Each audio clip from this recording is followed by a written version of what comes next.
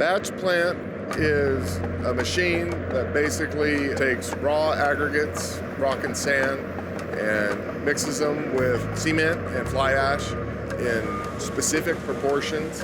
It's per mix design. It just mixes them according to that, and you get concrete out of it. The batch plant takes up about 2 acres of the site. We really wanted that space for laydown or for parking or for other things, but did it make sense for us to actually have our own on-site batch plant based on how close that would be for us to get concrete to the site? And so after we ran that, it made a lot of sense from an efficiency standpoint, from a timing standpoint. Right now, we can batch a load of concrete and have it into the lower bowl, placing it in about 7 minutes. So that's really helped our speed, whereas buying it from an in-town concrete plant, that trucking could be 20 or 30 minutes.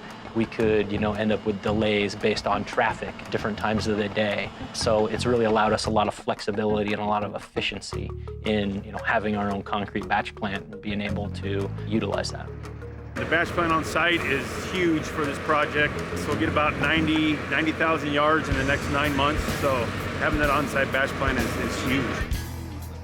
The significance of that is we're not competing with other contractors to get concrete. We don't have to call up days in advance to schedule our concrete. Basically, the day prior, we place our order, and if we have any changes, if we have any cleanups that need to happen, usually a cleanup could take an hour or two to get. It's 15, 20 minutes and our cleanup is here, and we don't wait for concrete to come on site. It's here, ready to go at a moment's notice.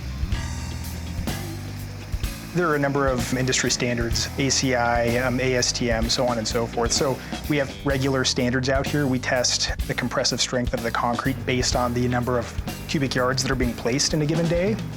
And since then, everything that we've gotten for compressive strength results, they've yielded approximately 150% of design strength. So it's worked out really well for us. Bigger project, there's a lot of bigger process, bigger problems, right? There's various strengths that the engineer designs in regards to concrete. In this project, we've got somewhere around 8,000 PSI for some of the lower foundation walls that need a higher compressive strength, and that reduces down up to, 5,000, 4,500 PSI in other various things like sidewalks or decks or things like that. The various strengths cost varying amounts of money. So the engineer, from an efficiency standpoint, only requires the higher compressive strengths where he needs it, and allows that to relax in various areas to help save the project money where he doesn't need as much compressive strength. You're good. Keep going, Rod. Let's go, Rod.